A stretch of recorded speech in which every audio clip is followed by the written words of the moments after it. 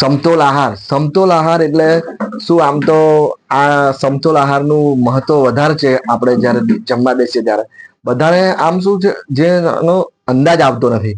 બધાને ખબર તો છે, પણ કઈ રીતે ખાવું, કઈ રીતે શું કરવું. જનરલી આપણે શું કરીએ છીએ કે જેમાં કેલરી વાળો ડાયટ વધારે લઈ લઈએ છીએ.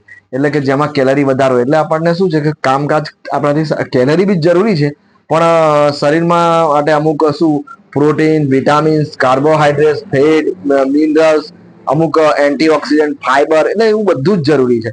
હવે બધું મળે કે કેવી રીતે, એના વિશે આપણે થોડું ટૂંકમાં અને આમ જનરલ આઈડિયા મળી રહે બધાને, એ રીતે જ વાત કરીશું. કે બધાને આમ એક્ઝેક્ટ માપ તો ના કહેવાય, કેમ કે બધું એ બધું બહુ મોટું થઈ જશે વિડીયો, પણ જનરલ આઈડિયા તમને મળી જશે કોને કહેવાય સમતોલ આહાર.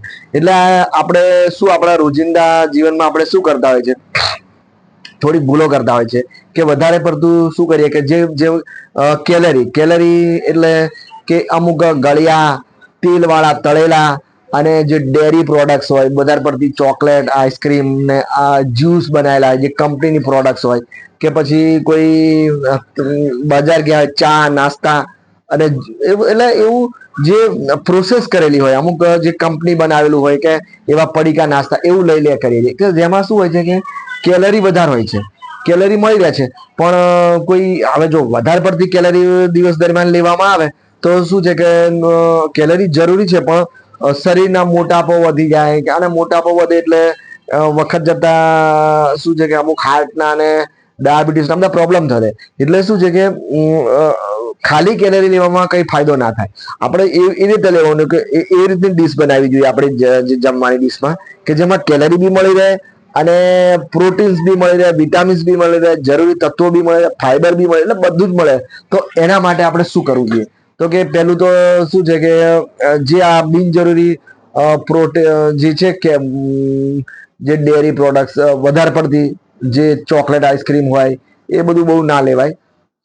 શોખ માટે કોઈ વખત લેવાય, પણ એનાથી કઈ એટલું બધું તત્વ ના મળે આપણને. કે પછી જે મેદાની બધી વસ્તુઓ બનાવેલી હોય, તળેલું હોય, બહાર ગયા નાસ્તા અને ચા, કોફી, નાસ્તા એમાં બી ના પડાય.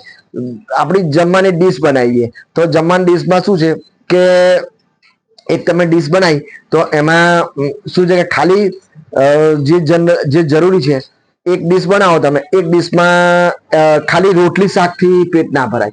તો બધું બેલેન્સ કરવા માટે આમ હું જે આજે વાત કરીશ એ વેજીટેરિયન લોકો માટે વાત કરીશ, કે જે લોકો માંસ, મટન ને એ બધું નથી ખાતા, કારણ કે એનું પાછું અલગ થઈ જાય. એટલે આપણે વેજીટેરિયન જે લોકો હોય એના માટે, કારણ કે એમાં અમુક પ્રોટીન્સ વધારે હોય, બી કોમ્પ્લેક્સમાં અમુક કમી રહેતી હોય, તો એ માંસ મટન વાળાને થોડું બેલેન્સ સારું રહે. પણ જે લોકો માંસ મટન નથી ખાતા એ માટે આપણે વિચારીએ તો આપણી જે એક ડીશ બનાવી એમાં શું છે કે એક તો આપણે લીલા શાકભાજી, તો જે શાકભાજી બનાવતા એટલે એક વાટકી શાક બનાવીએ, એક વાટકી શાક લઈએ.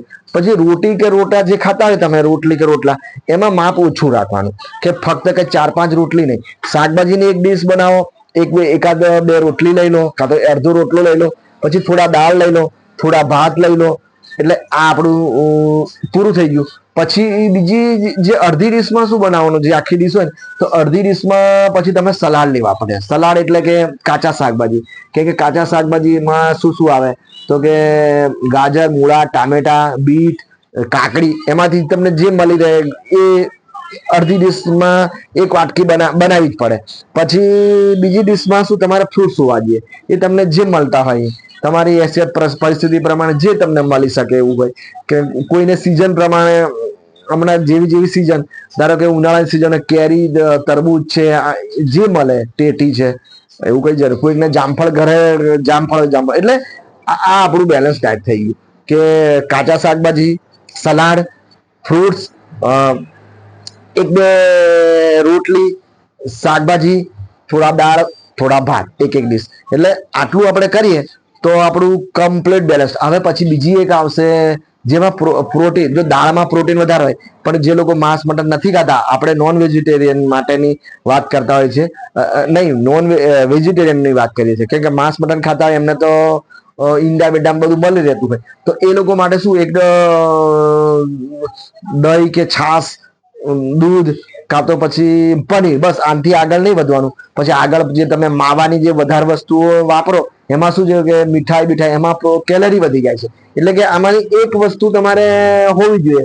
દહીં કરો તો શું પાચનમાં બી વધારે ફાયદો છે. છાશ, દહીં, છાશ, પનીરમાં શું પ્રોટીન બી મળી રહે છે. એટલે એક કોઈક એવું એક આવી પ્રોડક્ટ બી હોવી જોઈએ.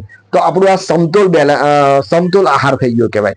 સમતોલ આહારમાં હવે બધાને ખબર પડી ગઈ. એક કોઈક આવી દૂધની આઈટમ હોવી જોઈએ. એમાં તમે જે વાપરી શકો. દૂધમાં દૂધ વાપરી શકો છો, દહીં વાપરી શકો છો, છાશ વાપરી શકો છો, પનીર વાપરી શકો. પનીરમાં શું છે કે પછી બહુ વધારે નહીં વાપરવાનું, કેમ કે વધારે લઈશો તો પછી કેલરી વધી જાય. એટલે આ રીતે આપણું એક થોડું સામાન્ય જ્ઞાન વાળું સમતોલ આહાર નું એક ડાયટ બનાવ્યું મેં કહેવાય. હવે બધાના માપ, બધાનું વિટામિન્સ કેટલા, બધું એ બધું આપણને હમણાં નહીં ચર્ચા કરતા. પણ જો ફરી એક ટૂંકમાં કહી દઉં છું. એક ડીશ બનાવો અને એ ડીશમાં લીલા શાકભાજી ની કોઈ શાક બનાવો, થોડી રોટી રોટા બનાવો, જે ખાવું હોય. માપમાં 1 કે 2 દાળમાં, કેમ કે દાળ બી હોવી જોઈએ. દાળમાં પ્રોટીન વધારે મળે. રાઈસ થોડું હોવું જોઈએ, 1 વાટકી. પછી અડધી ડીશમાં કાચા જે શાક, કચુંબર નહીં કહેતા આપણે, ગાજર, મૂળા, ટામેટા, કાકડી, ટામેટા જે મળે એ. બીજી ડીશમાં 1 ફ્રૂટ્સ. એટલે આખી આપણી ડીશ. પછી વધારે નહીં થવું જોઈએ, બેલેન્સ. અને એક આપણે વેજીટેરિયન છે એની વાત કરીએ છીએ. એટલે કે ઈંડા, માંસ, મટન, મછલી એ બધું નહીં ખાતા. એટલે આપણી પાસે શું અમુક પ્રોટીન કોઈ B12 ની કમી ના રહી જાય. એટલે એના માટે આપણે શું છે કે એક દૂધ લઈ લેશો, કદાચ છાશ લઈ લેશો, કાં તો દહીં લઈ શકો છો. બસ આટલું જ ચાલશે. હવે તેલમાં શું છે કે તમે શાક દાળમાં નાખો જ છો, શાક દાળમાં તેલ, એટલે કે તેલની જરૂર નથી. ખારું મીઠું તમે બહુ ના નાખાય. હવે જેને પછી અમુક વખત શું છે કે અમુક છોડવું પડે. જેમ કે આ મેં તમને વાત કરી, ડેરી પ્રોડક્ટ છોડો, બહુ હાયર કેલરી થઈ જાય છે. એવી જ રીતે મોરસ, મીઠું અને તેલ એ પણ મધ્યમ સ્તર રાખવું જોઈએ. પછી તમે વધારે પડતું ઉપર લો તો મીઠું, ખારું મીઠુંમાં વધારે લેવાથી તમને હૃદયના પ્રોબ્લેમ થાય છે. મીઠું શું છે કે બીપી વધારે રહેતું હોય. હવે ગળ્યું વધારે લેવાથી જેને ડાયાબિટીસના પ્રોબ્લેમ વાળાને તકલીફ પડી જાય છે. તેલ વધારે લેવાથી બી હૃદયને તકલીફ થાય છે. એટલે બસ જે તમારા શાક દાળમાં જે તેલ આવ્યું એ જ બહુ છે, અને મીઠું જે આવી ગયું એ જ બહુ છે. ઉપર નાખી નહીં ખાઓ, તળેલું ઉપર એક્સ્ટ્રા ના લેશો. એટલે આ પ્રમાણે એક સમતોલ આહાર, એમાં આપણને જરૂરી વિટામિન્સ મળી જાય છે, કાર્બોહાઈડ્રેટ્સ મળી જાય, મિનરલ્સ મળી જાય, પછી પ્રોટીન મળી જાય, પછી જે અમુક એન્ટીઓક્સિડન્ટ એટલે શું છે કે આપણી શું અમુક રોગ પ્રતિકારક શક્તિ વધી જાય, આપણને પાચનમાં મદદરૂપ થાય. અને આપણને હવે ફ્રૂટ્સમાં કેવું વાત કરતો તો, ફ્રૂટ્સ જે સિઝન પ્રમાણેના ફ્રૂટ્સ એ લેવાના, બરાબર. તો પછી શું છે, તમને સારા એવા એન્ટીઓક્સિડન્ટ મળી જાય, વિટામિન સી મળે. એટલે બધી રીતે તમે શું રોગ પ્રતિકારક શક્તિ વધે, તમારી ઉંમર બી ઓછી દેખાય. પાચન, તમે પેલા અનાજ ને રોટલી થોડું ઓછું રાખશો તો શું પાચનમાં બી પેલું ભરીને પેટ, અમુક લોકોને કેવી ટેવ હોય 5, 6, 10 રોટલી ખાય. એટલે એ ઓછું રાખીને થોડું આ બીજું હલકો ખોરાક કહીએ આપણે, દાળ શું છે હલકો, એટલે આ સલાડ ને ફ્રૂટ્સ લઈએ એટલે થોડું પચવામાં મદદ કરે અને થોડું પાચન બી થાય. એટલે શું છે કે તમને જે પાચનને લગતા રોગો બી બંધ થઈ જાય રોગો આમ. અને પછી જરૂરી તો તમારે શું અમુક વખત આમાં અંદાજ ના આવતો હોય તો પછી તમારા કોઈ ડોક્ટર કે તમારા કોઈ ફિઝિશિયન ને પૂછવું પડે, કે તમારા કોઈ ન્યુટ્રિશન ને, કે ભાઈ સાની તમારા તત્વ શરીરમાં સાની ઉણપ છે, અને એ પ્રમાણે તમે જે ઉણપ હોય એ પ્રમાણે કેલ્શિયમની ઉણપ હોય તો એ શામાંથી કેલ્શિયમ વધારે, પ્રોટીનની, એટલે અમુક ટેસ્ટ કરાવવા પડે. B12 ની ઘણાની ઉણપ હોય, આયર્નની ઉણપ છે. પણ જનરલી આ પ્રમાણે તમે ડાયટ લો, મેં તમને કીધું તો શું છે કે જનરલી બધું થોડું આપણને મળી જતું હોય છે, અને આપણને સમતોલ આહાર ગણી શકીએ આપણે. સારું, ત્યારે ટૂંકમાં મેં બતાવ્યું છે. હવે બધાના માપ તો શક્ય નથી, પણ આ રીતે તમે આજથી સમતોલ આહાર લેવાનું ચાલુ કરો તો શું છે કે અમુક સમય પછી તમને કઈ ને કઈ ફાયદો દેખાશે.